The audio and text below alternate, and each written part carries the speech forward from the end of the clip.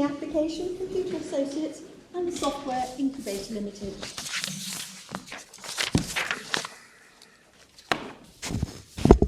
Mr. Siegel.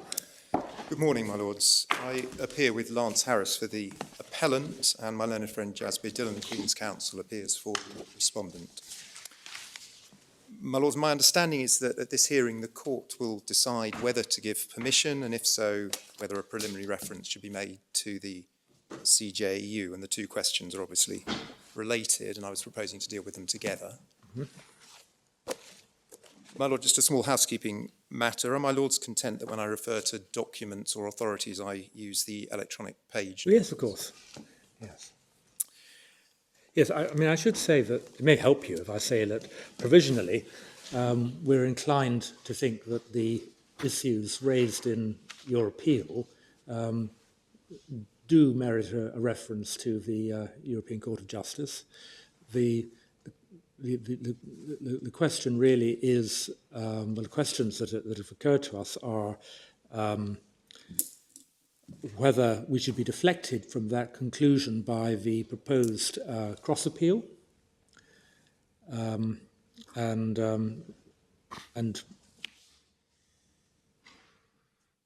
the argument, I think, might be that we should hear the appeal and the EU issues might turn out to be academic if we were with the respondent on the proposed cross-appeal. There's a question in any event as to whether this is the right moment to make a reference or whether we should wait and await further developments across the road. And then there are more detailed issues about, for example, whether there's any dispute as to material facts, whether the proposed questions are in quite the right form. The technical questions, if in principle we're minded to make a reference. So I hope that's helpful. It is, my lord. I think the position, just to summarise, is that the respondent is against a reference, at least at this point. Mm-hmm. Both sides, unsurprisingly perhaps, are arguing that a reference is unnecessary because it's act clear in the direction that they contend for. Yes. In terms of the form of the questions, they're agreed between the parties subject to the court's approval, save that question 2 is a question that the respondent wants asked if any questions are to be asked of the CJEU, whereas the appellant does not. That ties in, of course, my lord, with your observation about the potential relevance of the cross-appeal. Mm-hmm. In very brief summary, the appellant says that it's obvious that the cross-appeal will fail, and therefore there's no need to refer that question to the European Court. In terms of what might happen across the road, certainly the parties are in no better position than my lords to double guess that. There is the question, Mr. Siegel, as to whether the cross-appeal issues are referable anyway. Well, can I allow my learned friend to develop a response to that? I just add them to the list at the moment. But as it were, leaving to one side for the moment developments across the road, there's also the question whether it's the right moment to refer now as opposed to at or after a hearing of some of the issues in this court. Our view is rather less settled, though we incline to the position that it may be better to have the appeal heard in this court before making a reference, if a reference is to be made. Though, why is that in relation to the 2 points that you've drafted questions in relation to? Well, as I say, each side argues that no reference is necessary because it is act clear. It may well be not. Well, but that's always we always hear it's act clear in our favour. But if you're not in our favour, then it's not act clear.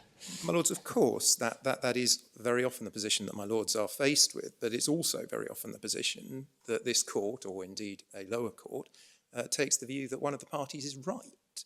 And the case law is strewn with short paragraphs at the end saying we were invited to make a reference. However, we hold that the matter is act clair as one of the parties has argued. It is our belief that that may happen in this case and should happen in this case for the reasons that, if we have a little time this morning, I propose to develop shortly. But obviously, the question whether downloads are a supply of goods when there is no tangible object being transferred is a question of importance to the digital economy throughout Europe. Well, my Lord, that's absolutely right. And it is, as we prophesied in the grounds of appeal, it is a question that has exercised the mind, certainly, of lawyers in the United Kingdom, quite apart from any significance under this directive. Yeah. But on the other hand, as my Lords may have already gathered, and certainly I'll hope to make quickly clear, that isn't actually the right question to be asking.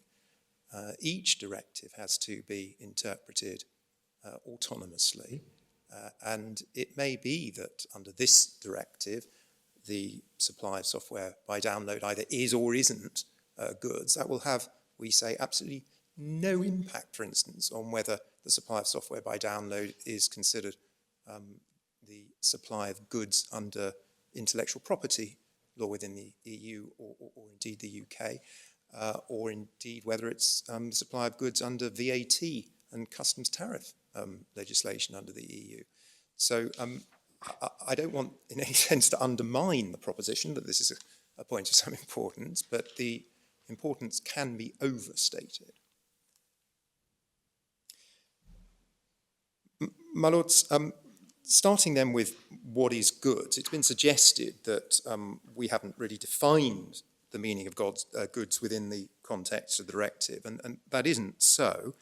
We've consistently defined goods as commodified products supplied by one person to another for financial consideration. And my Lords, just for convenience, at page 89, within the skeleton below, paragraphs 22 and 23, there's a slightly fuller articulation of what both the High Court and the Court of Appeal, and here the appellant says is the meaning of goods in general, and we say under this directive.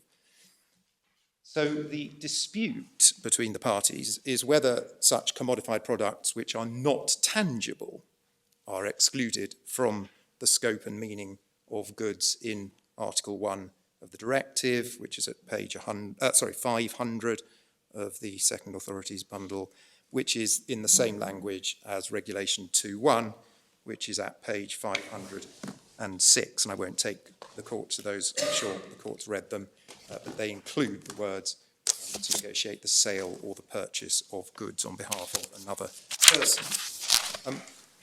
My Lords, the appellant submits that the Court of Appeal just adopted the wrong approach in principle in addressing that question, and then having done so, misapplied the approach that it did adopt. My Lords, at the risk of stating the obvious, may I briefly rehearse what I believe is common ground, but certainly what the appellant contends are the proper principles of interpretation of EU directives. First, of course, EU law always requires a purposive approach to the interpretation of a directive rather than a plain language approach. So a term such as goods or sale of goods in an EU legal instrument should be interpreted having regard to its context and the objective pursued by that legislation. And it follows that the same word, including this word as it happens, often has different meanings in different instruments. And that was not the approach adopted by the Court of Appeal, who described the result of adopting a purposive approach in this case as being only superficially attractive. Secondly, the objective of interpretation is to give meaning to terms which is uniform and autonomous. And that means, of course, independent of national law. And at page 200 of the First Authorities Bundle in the Comaustria case, it's paragraph 24, there's one of very many statements to that effect within ECJ and CJEU case law. If I could just perhaps read from that. It must be borne in mind that it follows from the need for uniform application of community law and from the principles of equality that the provisions of community law which makes no express reference to the law of the member states for the purposes of determining its meaning and scope must normally be given an autonomous and uniform interpretation throughout the community, having regard to the context of the provision and the objective pursued by the legislation in question, citing some of the other cases. And it was therefore wrong in principle for the Court of Appeal to have had regard, as it did at paragraphs 30 to 33 of the judgment, to the provisions of national law. Thirdly and finally, the Court of Appeal accepted an argument of my learned friend that the directive should be interpreted on the basis of its being aimed at commercial agents engaged in commercial transactions. And within the judgment of the Court of Appeal, one sees that, firstly at 42, paragraph 42 on page 129,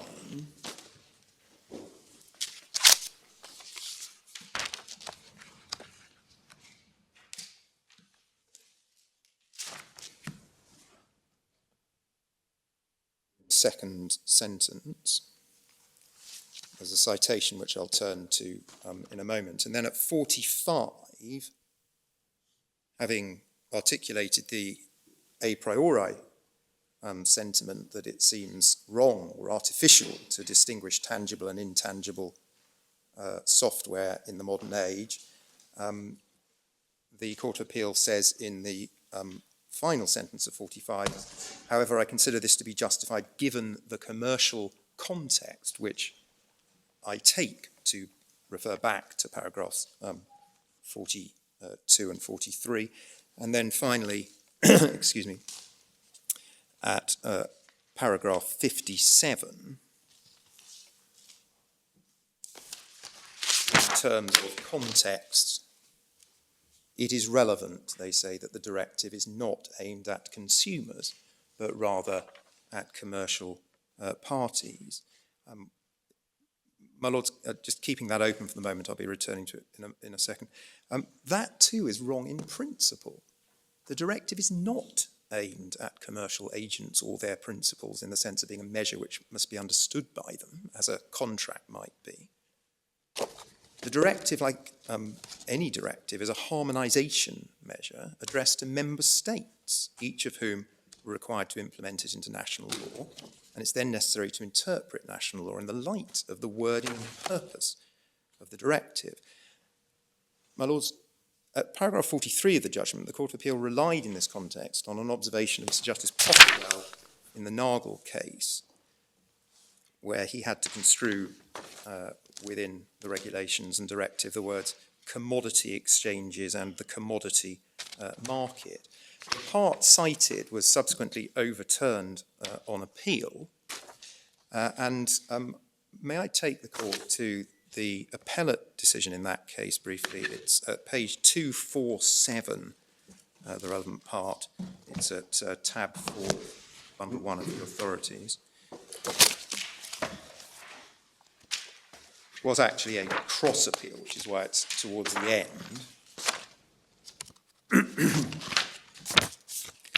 And here, the Court of Appeal at paragraph 64 to 66 adopts the correct approach. And, my Lords, could I just invite the Court to read those paragraphs themselves, 64 to 66.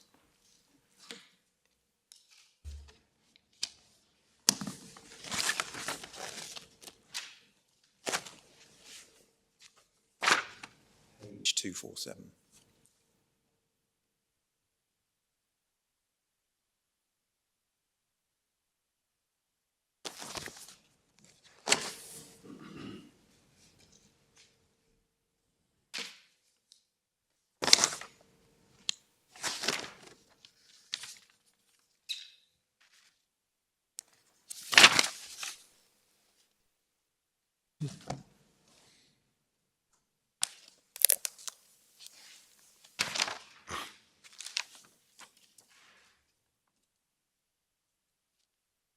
And then having dealt with the way the matter was resolved below, paragraph 79 on page 250, they say this.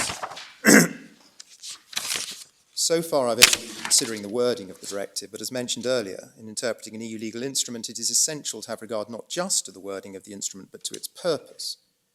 Although the judge found it difficult to identify any clear rationale for the commodity market exception, he had no difficulty in identifying the purpose of the directive to which the regulations give effect, as being to protect agents by giving them a share of the goodwill which they have generated and from which the principal has benefited after the agency agreement has been terminated.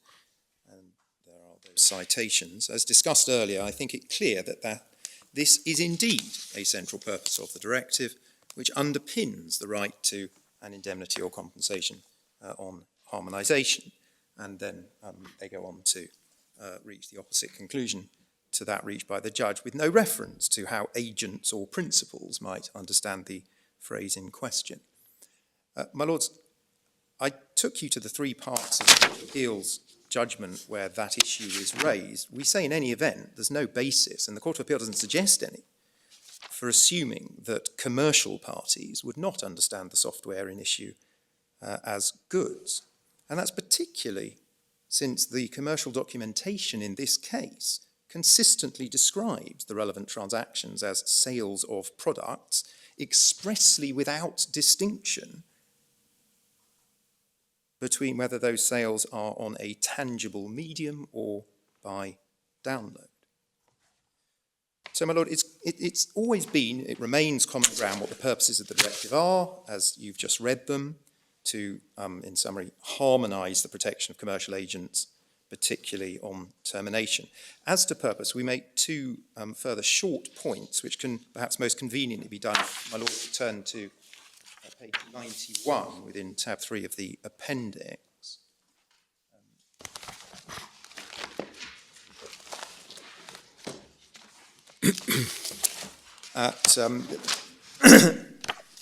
These are submissions that we made to the High Court to some extent, and certainly to the Court of Appeal. This is the skeleton for the Court of Appeal. At 31, we make the uncontroversial point that the original draft of the directive had within its scope goods and services was removed from the final version, and thus we say the legislative history makes it clear that the relevant distinction is between goods and services when goods is used, not between one type of product or goods and another. The second is a slightly more nuanced point, and that's at paragraph 32. This is a case which the respondent relied on for a different purpose and is cited for that purpose by the Court of Appeal. It's a case under this directive which also had to decide whether a certain category of persons met the definition of commercial agent in the directive and in the regulations, but a different bit of the definition, so not goods, but on behalf of another person. But what is very interesting, and the relevant parts are cited in that paragraph in italics, is that they did so, we say entirely predictably, by focusing on the purposes of the directive and therefore on the type of contractual relationship, I quote, between principal and agent, on what they refer to as the type of activity pursued by the agent, and, again I quote, the interests and the need for protection of the category as person. Those were the factors, they said, determined whether the relevant category in issue was a commercial agent. And as the Court of Appeal points out in this case, as we'll shortly see, applying that approach, focusing on the type of contractual relationship, the activity, the interest and the need for protection, there's obviously no basis for denying to agents selling software or books by download the protection afforded to agents selling the same products delivered on a disc or on paper. So, my lords, applying the correct interpretative principles, as we say the judge did in this case, it is, we say, Act Clare, what is the proper interpretation of goods in this directive in the light of its purposes, and that it includes intangible products such as this software. And strangely, the Court of Appeal reaches exactly that conclusion. And I know that my lords will have read it more than once, but can I just take the court to the relevant part of the Court of Appeal's judgment at page 130.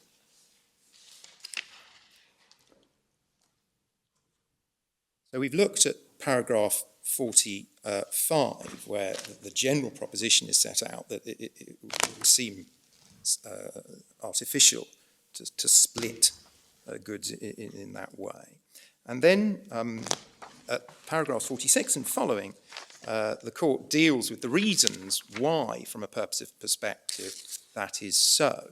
I won't read it all, but at paragraph 48, they cite the relevant purposes, and we've dealt, I think, with those principles. And at the end of that paragraph, they say, I find force in my submission that the software and the provisions of the agreement fall squarely within those purposes and scope. And it may not surprise my lords that when I read that paragraph, I was hopeful of a victory in this case. If we move to 51 and following, first, the judge had a point where he stated there's no logic in making the status of software as goods or not turn on the medium by which they were delivered or installed. They point out that it's been followed in this jurisdiction, but they say it's difficult to see any principled basis for such an approach. And Mr. Dillon, they remind themselves, accepted that if, in the present case, a company or individual had asked for or been sent a backup disk that carried the software in which something went wrong, the software would be tangible property, and the idea that this latter situation would fall under the regulations, while the former would not, appears illogical. And then they say at the next paragraph that my conclusion that the definition of goods does not include electronically supplied software enables the odd inference to be drawn. And this was the paragraph I had in mind when I referred to the application of the type of contractual relationship and interests and need for protection factors. Would enable the odd inference to be drawn that the legislators would have wanted to protect a commercial agent selling hard copy books on behalf of its principal to a wholesaler for onward sale, but not one selling electronic books to the same wholesaler for onward sale to the same consumers. Can I ask you, it's quite easy to draw a parallel between an electronic book and a hard copy book, or between electronically delivered music and a CD. I'm not sure I understand exactly what we're dealing with here. The clearest explanation is, I think, paragraph 9 of the judge's judgment at page 142, but I wonder if you are able to add anything to the explanation. He tells us that the purpose of the product is to coordinate and implement automatically the deployment of and upgrades for other software applications, so that the underlying applications are fully integrated with the software operating environment. Now, I can read the words. I'm not sure I understand what they actually mean. Well, my lord, I'm probably not the best person to illuminate that, but I will do my best. A huge organisation, say Tesco's or a bank, that has an online interface with its customers, will at times want to supplement or update the content and quality of that online interface so that when you log in to buy your online shopping from Tesco's, let's say, or do your online banking, you will get something better and newer. There is, therefore, a need from time to time to put newer software or different software onto those systems. That apparently can cause the most enormous problems in terms of delay and cost and inconsistency of functionality, unless there is an overarching software which comprises a set of instructions that will enable the new content-specific software to be uploaded in a relatively seamless way. That is what the software in this case, as I have always understood it, did.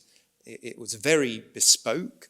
It took considerable amounts of time, sometimes years, to develop a particular product, and it was very expensive. I mean, we were talking 6 or 7 figure sums for certain sales. As I when you say bespoke, would you be selling Tesco a different product from the one you would sell a bank? Oh, absolutely.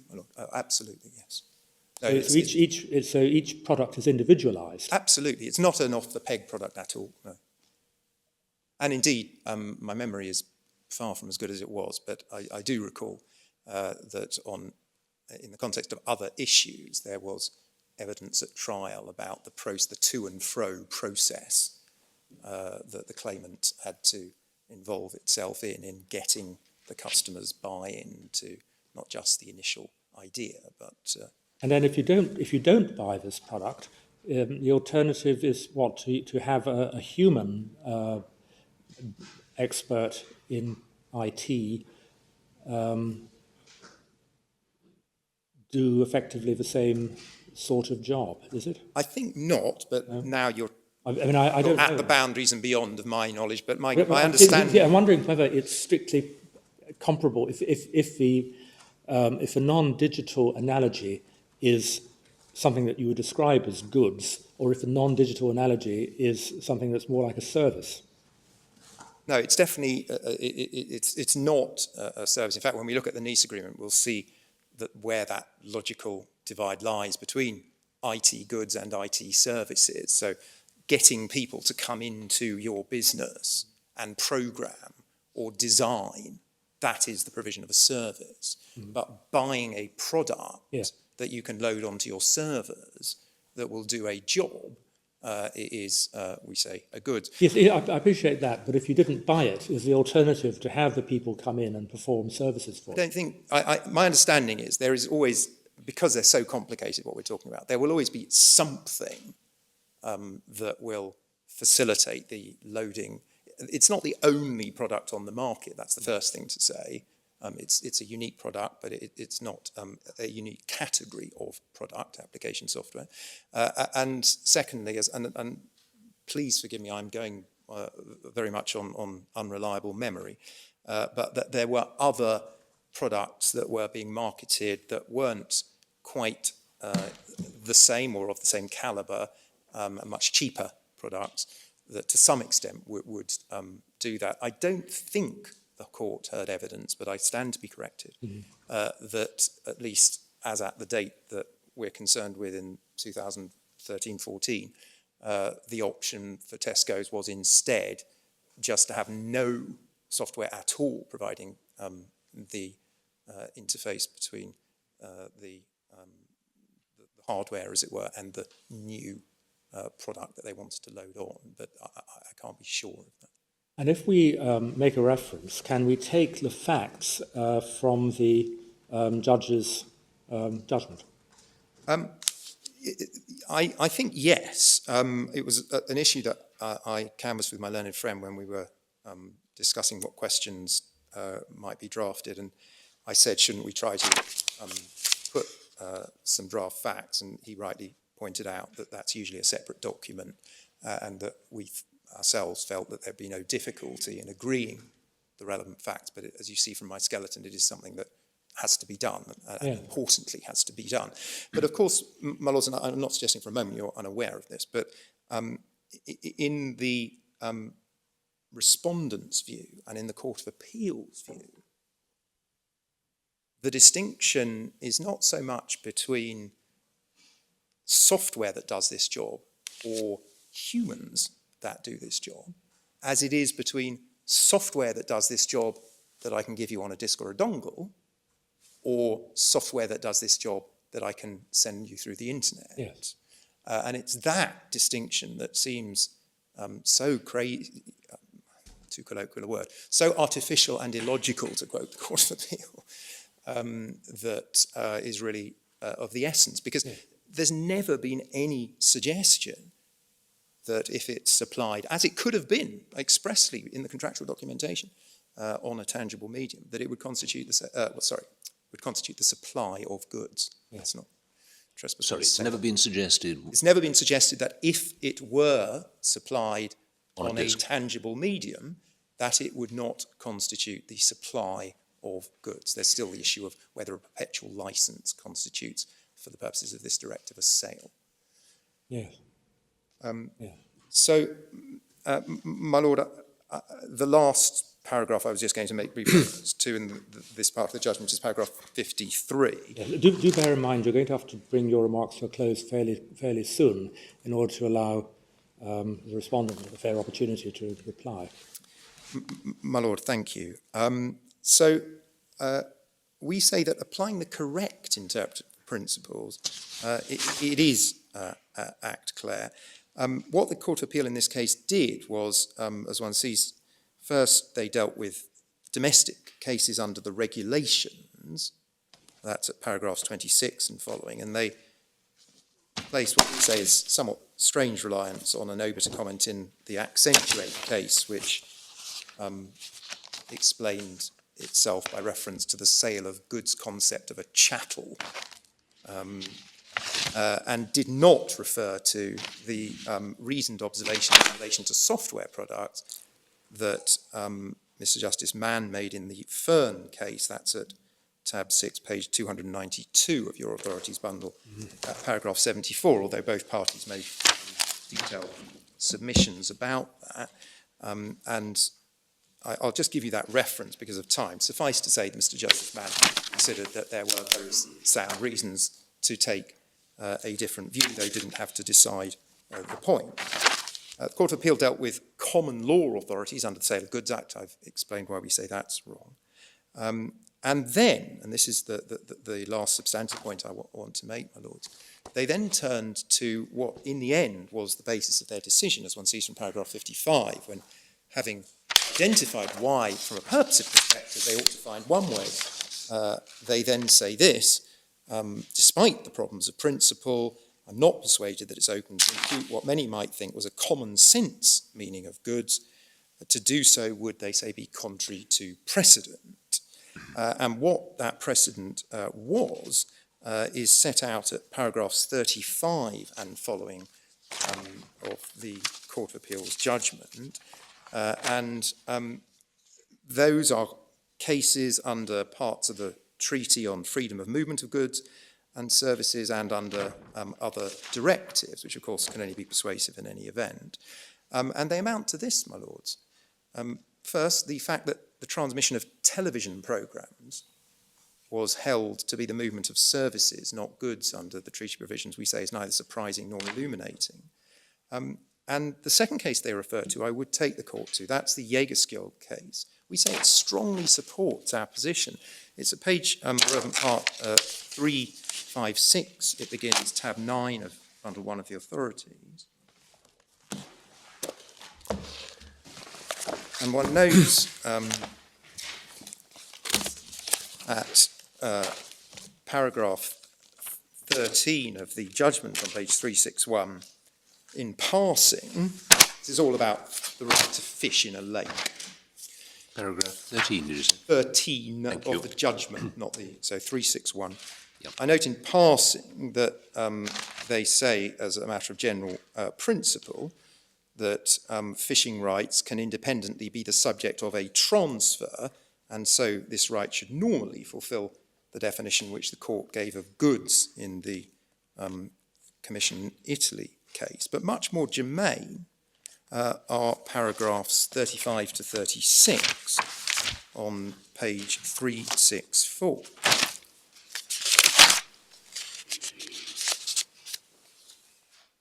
They refer to an earlier case where organising lotteries and allowing people to participate in lotteries doesn't constitute selling them goods, even if such an activity is coupled with the distribution of advertising material and lottery tickets. It must be regarded as a provision of services. The same, they say, applies to the grant of fishing rights and the issue of fishing permits. The activity consists of making fishing waters available to third parties for consideration so they can fish there. That constitutes a provision of services. The fact that those rights or those permits are set down in documents which may be the subject of trade is not sufficient to bring them within the scope of the treaty relating to the free movement of goods. And so, my lords, the court rightly insists there on considering the substance of what is being sold, not the form in which it is sold. And by the same reasoning, of course, the sale of a book or a bespoke software product is the sale of goods that is sold on a tangible medium or by download. There's then some reference to some customs case and to the sixth VAT directive, which actually restricts goods expressly to tangible property, which at its very lowest cuts both ways, we say. But what the Court of Appeal did not rely on, and these last two matters will conclude my submissions, my lords, they did not rely first on the consistent classification of electricity in EU law as goods, and that's recently been reviewed. I'll just give the court the reference in the Green Deal case at paragraph 143 sub 3 at page 689 of your authorities bundle, though they do, as the court's seen, correctly observe in the context of domestic cases under the regulations that, and I quote, it's impossible coherently to explain why electricity is any more tangible property than the software in this case. So that's the first important omission. The second is they didn't rely on or even refer to, though it was the subject of really quite considerable written and oral submissions, the adoption in EU law of the Nice Agreement in relation to the international classification of goods and services for the purposes of the registration of trademarks.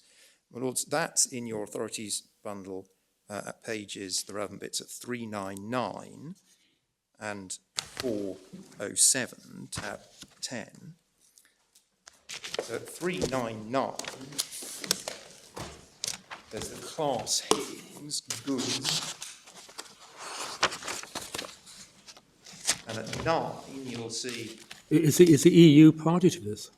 Not only is it party, as I'm about to show you, it's been consistently adopted by the CJEU in this field of trademarks and intellectual property, including in a case about software that's pretty similar to the software in this case.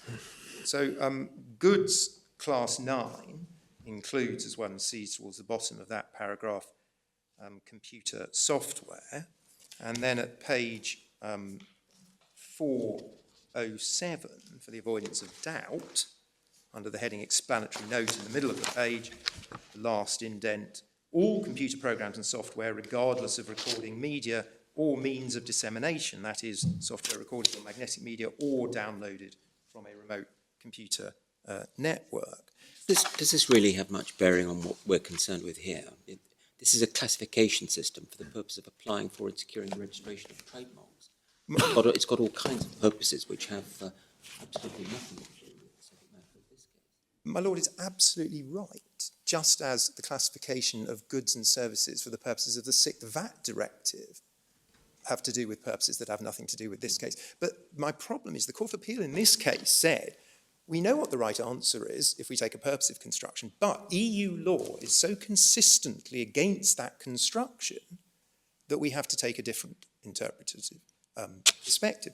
I'm simply showing that that's just wrong. And the last case I was going to refer... Well, Mr. Siegel, I'm afraid we can't hear you any longer. This saying sound for an hour, and you've been speaking for almost 45 minutes. So we must hear Mr. The reference then, it's the Apple case at pages, your electronic pages 312 and 316. You'll see that this type of software is referred to as goods by the European Court in that context. Thank you. Mr. Dillon. May it please your lordships. It'll come as no surprise that for our part we fundamentally disagree with everything that Mr. Siegel has said. But and our position is that the Court of Appeal's judgment was absolutely correct, and that on a detailed examination there should be no reasonable doubt that the Court of Appeal's conventional interpretation of the meaning of the word goods is in fact correct. But in the light of your lordship's indication earlier that you were minded to at least accept that the issue was arguable and therefore either there'll be a question of hearing an appeal here or a question of a reference, I'll confine my submissions to that question unless your lordships have any No, particular that would be very questions. helpful, Mr. Denham. My lord, but before I go to the two reasons why we say there should not be a reference at this stage and that your lordship should hear the appeal, it is relevant for your lordships to bear in mind that we have considerable confidence in our case, because our primary submission is that you should hear this case, because at the end of the hearing, on that detailed examination, we submit it's likely, and indeed your lordships will, have sufficient confidence to determine that this is act clair and that there is no need for a reference. So in that respect, it is relevant how strong Mr. Siegel's case is, and we say the Court of Appeal has set out very clearly the position on the critical issue in this case. The critical issue in this case is that European law has consistently given the conventional meaning to the word goods, and the conventional meaning is limited to tangible property. And your lordships have seen in the Court of Appeal's judgment the cases, and those cases, including the case that Mr. Siegel has just referred you to, the Jägerskiel case, which involves interpretation of Article 9 of the EC Treaty, and in which the court has consistently said goods is confined to tangible property and does not extend to either intangible property or anything that isn't even property itself. Now, just before I move on to the question of reference, my Lord Reed raised the question of what is it exactly that we're dealing with here. Now, the subject matter here is the software product that has been described in the trial judgment, but the law, and this is common ground, the law draws important distinctions between the subject matter that we're concerned with here. Threefold distinction. The first distinction is between concerns software. Software itself is simply data. It is not property. The next classification is the software may be contained or supplied on tangible media, in which case the tangible media itself, the CD-ROM or the USB, is itself property, but that doesn't transform the software itself into tangible property, or it may be downloaded electronically, in which case you have no tangible media. And then the third aspect of classification are the intellectual property rights that may attach to the software, but which are distinct from the software itself. So the copyright in relation to the software. And it's very important in this case to ensure that we are concerned only with the software itself and whether that falls within the definition of goods. And it was common ground that software itself is not property and certainly is not tangible property. So the question then becomes one of interpretation. Does goods in the context of the words sale of goods, does it mean simply tangible property, as we say, or does it have some other meaning? And your lordships have my point, which is that the judge below and Mr. Siegel have really not been able to come up with some proper, viable, practical definition of goods that goes beyond tangible property. It simply is an assertion that software somehow or other is goods because it ought to be goods. And we say that's not good enough. But turning to the question of and I should also mention before leaving the merits, there is also the very important point of the Consumer Rights Directive. And your lordship will recall in the Court of Appeal judgment, there's careful analysis of the Consumer Rights Directive and the Consumer Rights Act, which gives force to that directive. It seems to me to be, or at least on our first reading, central to the Court of Appeal's conclusion. It is, if one boils down the Court of Appeal's reasoning, strips away the extraneous, the first building block is the EU case law that confines the meaning of goods to tangible property and distinguishes between tangible and intangible. The second building block, it really deals with the concerns that Lady Justice Gloucester expressed, which my learned friend has just taken you to, these concerns being that that the tangible-intangible distinction is illogical, and the argument that the electricity is somehow treated differently. And what the Consumer Rights Directive demonstrates convincingly, the idea behind Lady Justice Gloucester's concerns were that somehow the law is not keeping up with modern technological developments, and this distinction between tangible and intangible is just old-fashioned. And what the CRD demonstrates convincingly is that in 2011, the EU legislature looked at this question precisely. Is electronically supplied software goods? Do we expand the definition of goods in order to give consumers, quite rightly, the rights that they should be entitled to? Or do we take a different approach, the sui generis construct of a contract to supply, not sell, contract to supply digital content? And clearly the CRD took the latter approach. They did not expand the meaning of goods. They invented the new construct of a contract to supply digital content in order not to disturb the conventional meaning of the word goods. But it was importantly a legislative solution, not a judicial interpretive solution to the problem that was perceived in that case. And so in answer to your question, rather long-winded answer to your question, Lord Kitchin, is yes, the Court of Appeal clearly placed a lot of emphasis on that, because that revealed that the policy arguments that my learned friend is making and that the judge was clearly swayed by are effectively, they become immaterial when one looks at the CRD, because that demonstrates it's the legislature that can address those policy questions. That's changing the conventional meaning of the word goods is not the correct approach. Mr. Dillon, before you move on, is it right that you accept that had the software been transmitted in this case on a disk, that would be a sale of goods? I think, to be fair to me, that wasn't quite the way I put it below. That's why I ask. At first instance, I made a second argument. I said that this is not software, software is not goods, so it doesn't come within the definition. If there is some tangible media within which the software is contained, then clearly the tangible media is goods, but that doesn't change the fact that the software inside the goods is not goods.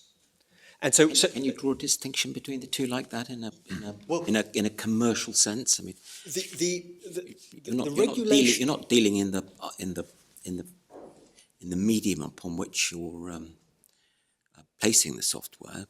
What everyone is interested in is the software itself. So I have two answers to this point. One is the pure answer of principle, which is the software still is data and it's not goods. It can never be goods, even if it's contained in a wrapper, which is goods. And that is relevant because the regulations also exclude from the scope of the regulations what are called secondary activities. So if you have something that are goods that falls within the regulations, but services or something else that is actually the driver behind the business, that generates the goodwill, but which is not goods, the court engages in essentially a balancing exercise to consider whether or not you actually take the whole activity outside the regulations. Your submission to us is that the software is not goods, irrespective of how it's delivered. Yes, but I accept that the Consumer Rights Directive did treat and did make it clear that if the software is within a tangible media, it is good. So I accept that that is a tenable argument. I say it's not the correct one, but it is tenable. Now, that's all that I wanted to say on the merits, but I say we have a strong argument. I say that on detailed analysis, when your lordships go through the European case law, go through the Consumer Rights Directive, and then see the fallacies that are contained in all of the various points and authorities that my learned friend made, on detailed analysis, your lordships will have no reasonable doubt that I am right. But that's why I say your lordships should hear the case and then consider whether or not a reference is really necessary or whether the matter is that clear. Now, so that's my primary argument. Related to this point, that your lordships should hear the case because I say you will be convinced on that detailed examination that the matter is at clear in my favour, is the issue of the state of this court's jurisdiction and whether or not, when any reference is made, the decision as a result of that reference, will actually be binding on this court. And I have to say, in my professional experience, certainly it's unique for me to be staying up in the evening on the night before to determine what the position in terms of the legal position would be for the court that I'm appearing in the next day. But that was the position last night. The current position is that according to Section 6 of the EU Withdrawal Act, which is in the bundles, I don't think I need to take you to it, is that no reference can be made after exit day, Yes. and no judgment is binding on this court if made by the CJEU after exit day. Exit day is defined in Section 20. I should mention, It is Section subsection 6 is 4, not in isn't it? force yet. It will be in force whenever ministerial regulations are passed. Exit day is in force currently, and it says that exit day is 11 p.m. tomorrow. We all know that as a result of matters in the other place, that exit day has now been extended to either the 12th of April or the 22nd of May. Draft regulations have been approved in the House of Commons making that amendment, and no doubt the House of Lords will do what is expected of them. So on that basis, as things stand today, it is still wholly unclear, certainly to my mind, whether any references can be lodged with the CJEU before exit day, if it's the 12th of April or at some point in May, bearing in mind the common delay that takes, the period of time it takes place for the senior master to process references and refer them to the CJEU, or perhaps, Won't be the senior master. No. It'd be a or registrar. perhaps more importantly, it's wholly unclear as to whether any judgment that the CJEU gives, whenever it does, will actually be binding. And in the light of that situation of flux today, that, in my submission, provides a further reinforcement of my primary reason for allowing the Supreme Court to hear the appeal, to conduct the detailed analysis that the jurisprudence requires in order to determine, do we need to refer or not?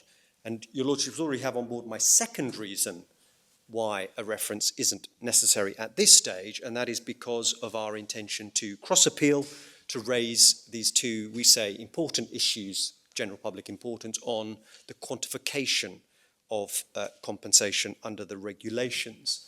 My Lord, I've described the two short points of law for the purpose of ensuring that your Lordship have some awareness of those points in paragraphs 11 to 18 of my skeleton argument. Perhaps a very quick way to pick up a summary of the points, if your Lordships need it, is that Appendix Tab 5, which is the Court of Appeal's judgment at page 123, your Lordship will see paragraph 15, Roman numeral 6. The Court of Appeal summarises my argument on these points, and your Lordships can perhaps cast an eye to remind yourself of the 2 points. But we submit that these are two relatively short points of law, and they give rise to important questions about the principles on which quantification of compensation ought to take place. There have been a number of cases in which the relationship between damages for breach of contract, which is often claimed at the same time or as an alternative to compensation, the relationship between the common law approach and the relationship and the measure for compensation under the regulations.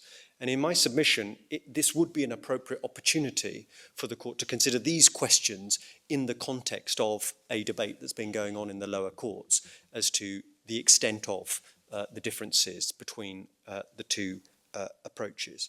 But we submit that if we succeed on the cross appeal and the judge is determined to have wrongly awarded £475,000 in compensation and ought to have awarded nil, then at that stage the court will simply not need to refer those issues. And in my submission, that provides yet further reason for this court to hear the appeal and defer the question as to whether or not a reference is necessary, or in fact my submission is at this stage it is simply not necessary to refer, and the court ought to proceed to hear the appeal instead.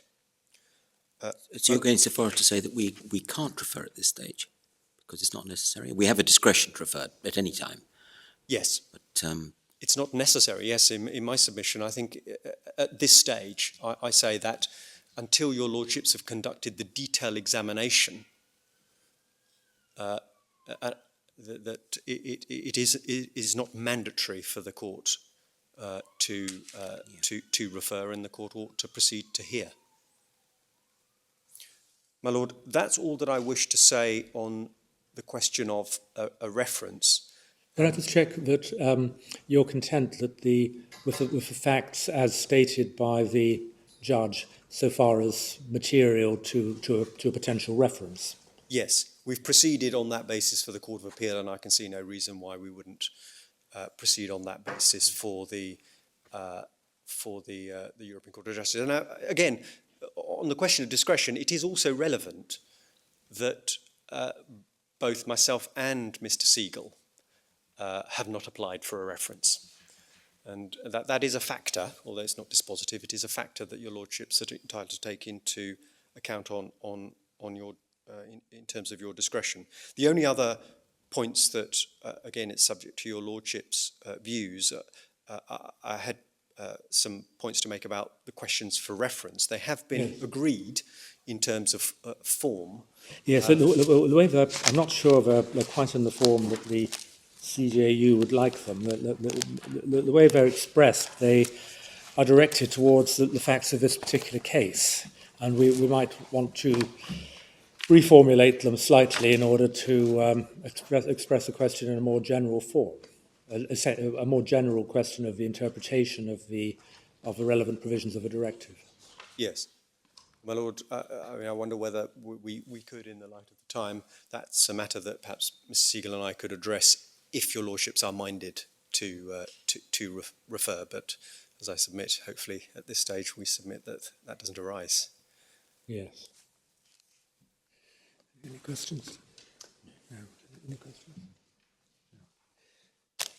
Well, thank you very much, Mr. Dillon.